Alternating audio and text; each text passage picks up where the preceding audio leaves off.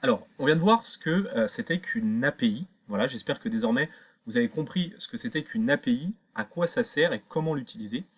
On a également vu un usage simple de l'API OpenAI.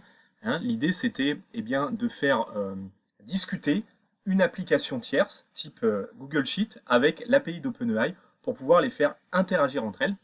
Et maintenant, je vous propose de venir interconnecter cette API d'OpenAI, cette API de ChatGPT, hein, d'intelligence artificielle, avec un outil d'automation type Make, N8N ou autre, et là en l'occurrence avec l'outil Make. Donc pour ce faire, ce que je vais vous proposer, c'est tout simplement, pour illustrer tout ça, c'est un exercice vraiment qu'on va faire ensemble et pas à pas, pour valider qu'un document est bien en cours de validité, et ce, bien évidemment, automatiquement.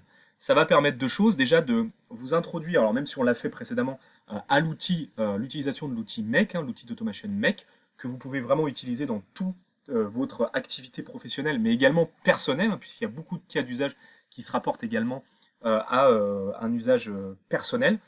Et ça va nous permettre aussi dans un second temps eh bien, de voir comment on peut interagir avec ces outils d'automation, ces outils d'automatisation de business en réalité, et l'API d'OpenAI. Donc pour ce faire, on va réaliser un petit exercice. Voilà, vous allez recevoir depuis un formulaire des cartes d'identité, en tout cas des documents d'identité. Et votre travail, c'est de vérifier qu'elles sont bien en cours de validité, puis d'envoyer un email avec une confirmation à vos clients. Donc il y a tout un processus de checking, de vérification des documents qui vous ont été envoyés. Et parfois, dans le cadre de certaines activités, ça peut être fastidieux à faire à la main.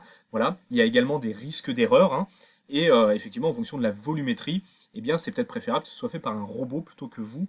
Et derrière, vous avez tout un suivi client à faire, des mails de confirmation à envoyer ou des questions tierces à envoyer.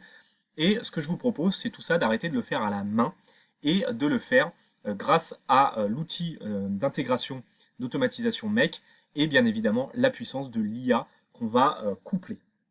Donc pour ce faire, eh bien, je vous invite à passer directement à la suite.